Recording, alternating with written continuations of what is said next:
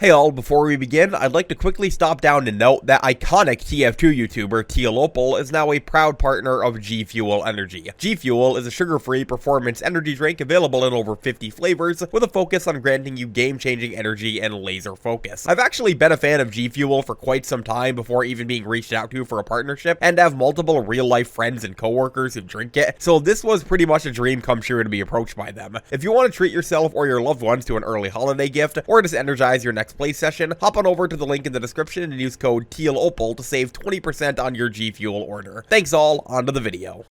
Make up mind.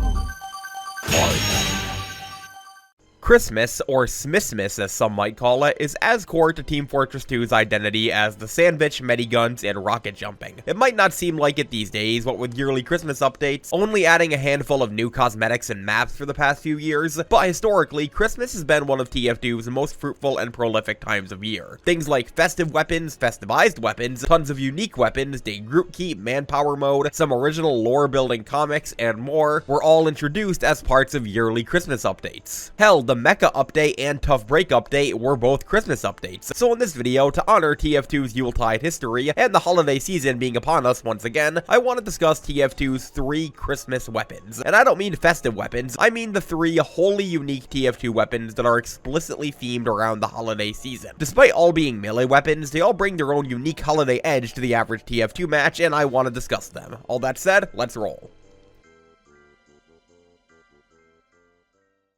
My name is Eminem and I like to rap.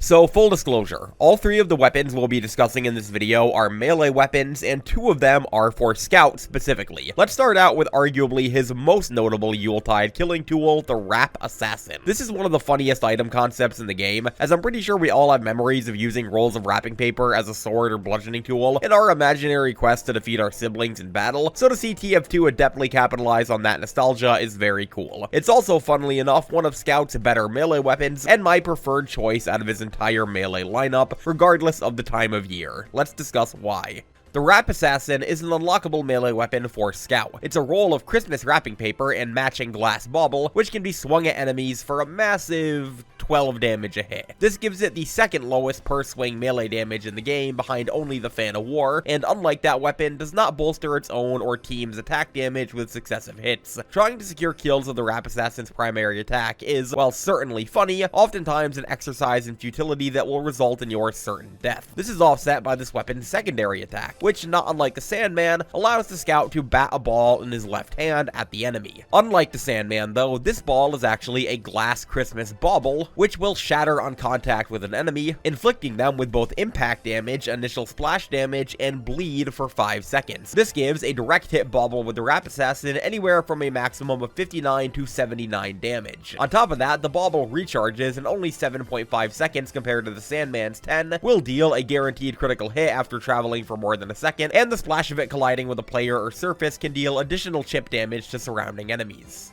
Boy, that was a lot of words for a cardboard tube and a glass ball. A good thing to remember about the Wrap Assassin is that it does everything you'd logically expect a roll of wrapping paper and a glass bauble to do when struck against someone. The roll does nothing and the bauble shatters. Now, you may be wondering why you would use something like this over the Flying Guillotine or Boston Basher, which are both other Scout weapons which grant bleed on hit. And I want to discuss that because I think there are legitimate arguments for it. As for the Boston Basher, the Wrap Assassin provides a less committal melee bleed alternative from a safer distance. While the Boston Basher can provide more bleed stacks and can be used to farm Uber, the Wrap Assassin allows you to more safely apply bleed to enemies in singular bursts from a much more comfortable distance without needing to bomb in and risk life and limb to hit enemies. This weapon grants Scout a safe, surprisingly hefty medium range burst damage option that can reliably catch enemies off guard. Compare this to the Boston Basher, which requires running in with your melee weapon and potentially hitting yourself to apply its bleed. The Boston Basher is inarguably much better for team support and farming Uber, but when speaking strictly about applying bleed to enemies, there is a legitimate case for the Wrap Assassin. As for the Flying Guillotine, that's a funny one because you actually don't need to choose the Wrap Assassin over it. In fact, the combo of both of them together has been affectionately dubbed the Bleed Scout and is a totally legitimate if gimmicky strategy. Just applying insane amounts of medium range burst and damage over time can be really fun and satisfying. However, if you're like me and really don't like using the cleaver over Scout's other options, then the Wrap Assassin provides a safe second alternative for a scout who still wants to inflict bleed from a distance. I personally find the Rap Assassin to be easier and more consistent to aim than the Cleaver, and find Scout's melee slot to be a lot less competitive than its secondary one, but if you want to run both, you absolutely can. I personally think that that's really cool, that Scout has 3 bleed building weapons in his lineup, or over half of the bleed inflicting weapons in the entire game, and yet all of them have legitimate niches that don't step on each other too much. Things like this are what makes TF2 such a one-of-a-kind game in terms of its design. But aside from comparisons to other weapons, what does the Rap Assassin provide on its own, and why is it my preferred Scout melee? Well, for one, this thing's mid-range burst damage combined with its damage over time is really good. I know it's technically more of a damage over time tool than a burst damage tool, but make no mistake, 19 to 39 damage on a target that's just a bit out of range of your scattergun can be exactly what you need to finish them off, and the bleed only adds on to that. The initial splash damage can tend to feel entirely random, but in situations where you land that perfect direct hit and chunk a light class for around a quarter of their HP, it can be really strong. Plus, the guaranteed crit after a certain distance can make this thing great for cleaning up fleeing low health enemies. That's not to say it's only useful as a fight ender though, as I find this weapon to be even more useful as an opener. In a 1v1, tossing the bauble at an enemy during the opening stages of a fight effectively puts them on borrowed time, with every bit of damage you do being punctuated by a guaranteed 40 bleed damage over time. This can be great for putting pressure on enemies during elongated 1v1s, or for allowing damage to build up, and is useful on pretty much any target. It significantly shortens fights with light classes, and softens up tankier classes significantly. Also, while I know we haven't talked about it much, please don't consider this weapon's lack of raw melee damage as some crippling or debilitating negative. In most cases, running up on enemies with your melee as Scout is not the optimal play, and he's easily one of the classes who can afford to sacrifice his melee damage in favor of utility the most. This weapon is, first and foremost, a projectile that inhabits the melee slot, and not a weak melee weapon. One last thing to note is the faster recharge rate, which, while still slower than the Flying Guillotine, does make this weapon noticeably lenient and non-committal. It's entirely possible to throw out multiple baubles in one fight thanks to the truncated cooldown, and makes you have to spend significantly less time considering when and how to use it compared to other recharging throwable weapons. All in all, the Rap Assassin is a surprisingly powerful Yuletide bleed bringer that can easily be the linchpin you need in fights, and also doesn't overlap too heavily with Scout's other bleed building weapons. I really like it between its surprising levels of utility and hilarious design, and there's nothing quite like beating an enemy down with its primary attack during the humiliation. If you tend to see this thing as more of a joke or throw weapon due to its concept and lack of direct melee damage, I'd strongly recommend reevaluating it. Take it less as a melee weapon and more as a second mid-range secondary. You'll win every rat battle you find yourself in.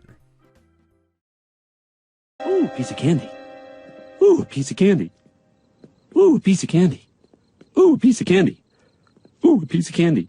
On to our second holiday heavy hitter for Scout, we have an arguably much more forgettable weapon, yet one that I still like busting out every once in a while, the Candy Cane. This aptly named, oversized festive tree is one of the more often overlooked parts of Scout's melee lineup, yet one that I genuinely feel can be really helpful in the right circumstances. I'd like to note that a lot of the footage behind this section will not feature me directly using the Candy Cane in combat, as unlike most other weapons in the game, this one grants its positives and negatives passively to your entire loadout, rather than needing to actively use it in battle. But what are those positives and negatives? Let's dive in. The Candy Cane is an unlockable melee weapon for Scout. An oversized, literal candy cane with a Christmas bow, this weapon causes enemies killed by any of the Scout's weapons while it's equipped to pop out a guaranteed small health kit, yet makes a Scout take a flat 25% extra damage from all explosives, which puts him in one-shot range of demo pipes and soldier rockets comfortably. Boy, that was a short description. I need to pad out this section to make the SFM worth it. Say, if you see anyone comment that it's called Smissmas and not Christmas, despite Smissmas literally being one of the first words in the script, do me a favor and reply, haha yeah, in all lowercase.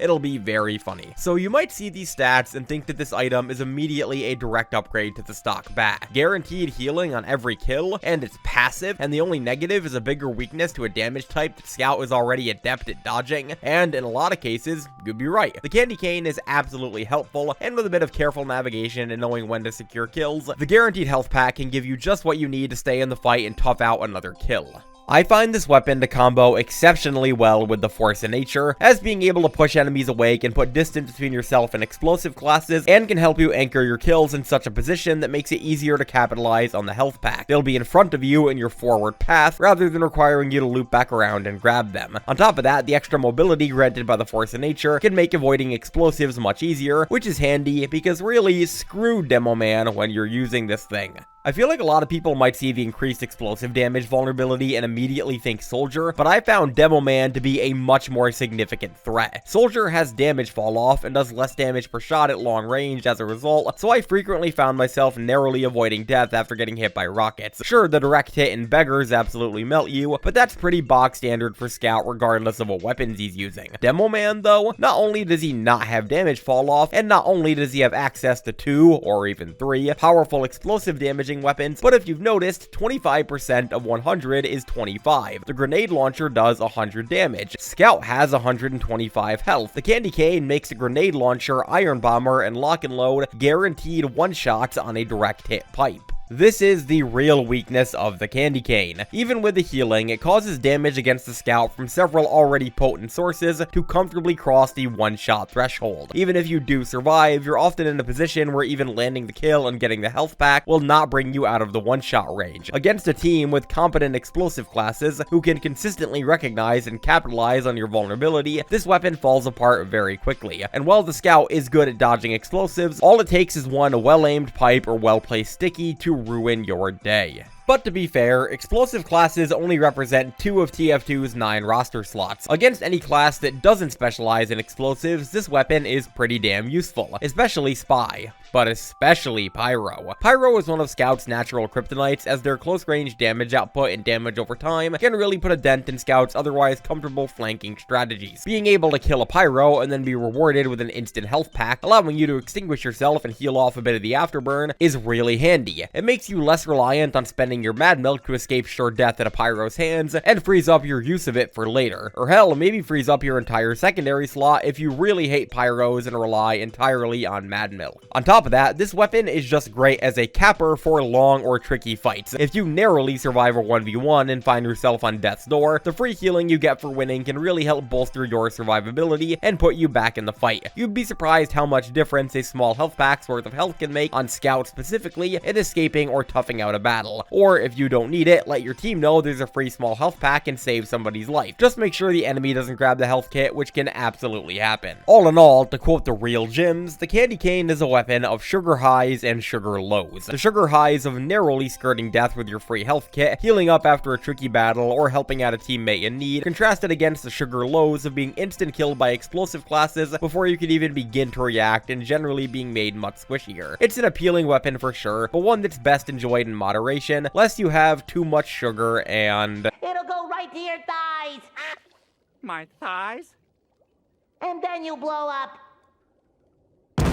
You better watch out, you better watch out, you better watch out, you better watch out, you better watch out, you better watch out, you better watch out! And finally, let's talk about my uncontested favorite Christmas weapon in the game. Not only that, but my favorite heavy melee, and depending on what day you ask me, possibly my favorite melee weapon in the game, period. The Chris to my Kringle, the Santa to my Claus, the Egg to my Nog, the insurmountable, uber-interrupting Holiday Punch. Now, I realize that the Holiday Punch is not an often lauded weapon. It's pretty generally considered to be either a gimmicky novelty at best, or just not worth using compared to the Fist of Steel or Fast Gloves at worst. Me personally though, I have seen the light. I have been enriched to the ways of the Holiday Punch. Christmas juice courses through my veins at all times of year. Let's discuss why. The Holiday Punch is an unlockable melee weapon for Heavy. A set of adorable Christmas mittens, they deal the same damage and have the same rate of fire as the stock fists. As a primary set of mechanics, however, these gloves do not deal damage on critical hits or hits from the back, and instead force enemies into their laughing taunts upon hit. This effectively stuns enemies in place for the duration of the taunt, allowing for an easy taunt kill, damaging follow-up, or even an interrupted uber. On top of that, Heavies using the Holiday Punch will always make each other laugh, regardless of where the punch landed.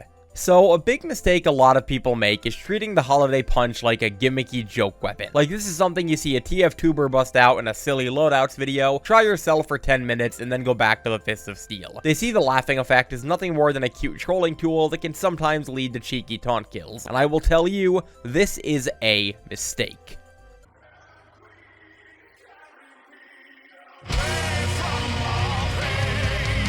The The Holiday Punch's laughing on crit or back hit effect is not a joke. Each class's laughing taunt tends to be some of their longest taunts, and once you're locked in, you're locked in, and at the mercy of the heavy or his team. Rest assured, the Holiday Punch is less of a silly joke weapon and more of a goofily themed stun gun. You can comfortably interrupt some very impactful plays by just getting a lucky back punch or crit on an important enemy playmaker. I know most players' default instinct when landing a critical Holiday Punch is to taunt kill, but trust me when I say that that's far from your only option. Each class's laughing taunt leaves more than enough time for you to comfortably switch to your minigun, rev up, and kill them, or you can just keep on swinging. There is legitimate practicality to being able to stun an enemy on command. The misconception that this is purely a goofy joke weapon can be a costly one. I know what you might be thinking too. Well, why would I want to Holiday Punch someone when I can just shoot them with my minigun? Well, what if they're already in your face and you're not revved? Well, why would I want a crit that stuns enemies instead of outright killing them? Well, what about classes that won't die to a single crit, like soldiers or heavies? While it may seem a tad gimmicky, there are legitimate use cases where the Holiday Punch can absolutely save you and your team's ass, especially against Uber charges. This is undeniably the strongest thing about the Holiday Punch. Aside from the Pyro's Air Blast, this may just be the strongest stock Uber counter in the game. Considering that an enemy with an Uber will likely be focusing a single target like a sentry, the issue of needing to catch them with a Holiday Punch becomes a lot less of an issue. From my experience, Ubered pairs don't actually tend to shoot Holiday Punch heavies, or at the very least view them as low priority targets, and often pay the price severely for it. My two big pieces of advice for this video: Holiday Punch heavies, punch Ubered pairs. They probably will not shoot you. And Ubered pairs, shoot Holiday Punch heavies. They are not joking or throwing. They're literally the only thing on the map capable of interrupting your push. They are not friendlies and should be your highest priority target. It takes exactly one lucky crit or back punch to completely no-sell your Uber. As for negatives, I really don't got much. Like, obviously this weapon falls apart on non-crit servers, and Heavy isn't great at chasing enemies to land back punches. He's certainly no spy, but these are more base mechanics of the game and Heavy problems, and less Holiday Punch problems. While it's not perfect in every situation, and you absolutely should not run at enemies fishing for Holiday Punch stuns, when it works, it really fucking works. This is a surprisingly effective weapon in the right hands, and while it may not have the universal utility of the Fist of Steel or the Fast Gloves, it most certainly has its niche, and it's very good in that niche. I've definitely had a time or two when I was behind an Ubered pair wishing I had the Holiday Punch. And that's ultimately why I love the Holiday Punch. It's a hypothetically goofy, silly throw joke weapon, yet in practice can be one of the most deceptively impactful weapons in the game. Nothing else can really no-sell an Uber like this. Nothing else can put an immediate stop to an enemy's game-winning carry in the way that the Holiday Punch can. Again, if you view this as nothing more than a silly joke novelty, give it an earnest whirl. I don't think you'll be disappointed if you use it in the right circumstances. It's not Metal Fist or Gloves of Speed, but it's guaranteed to put you in a laughing mood, whether you like it or not. And there we have it, a deepish dive into TF2's unique Christmas weapons. From delivering gifts onto your peers, to treating yourself to delicious snacks, to sharing a laugh with friends, these weapons deliver on holiday good times in every way. Unlike a lot of other weapon subcategory series videos, I walked away from this one feeling pretty positive towards every weapon in the video. The candy cane is easily the weakest, and even then, it's not bad by any stretch. I think all of these weapons do a great job incorporating some TF2 appropriate Christmas theming into both their designs and gameplay. These weapons warm our hearts and enrich our TF2 experience in the holiday season and every other time of year, and for that, I thank them. Happy holidays all, hope you enjoyed, hope you have a fantastic day before, during, and after watching. A Merry Christmas, Happy Kwanzaa, Happy Hanukkah, whatever you celebrate, and I'll catch you all later. Cheers.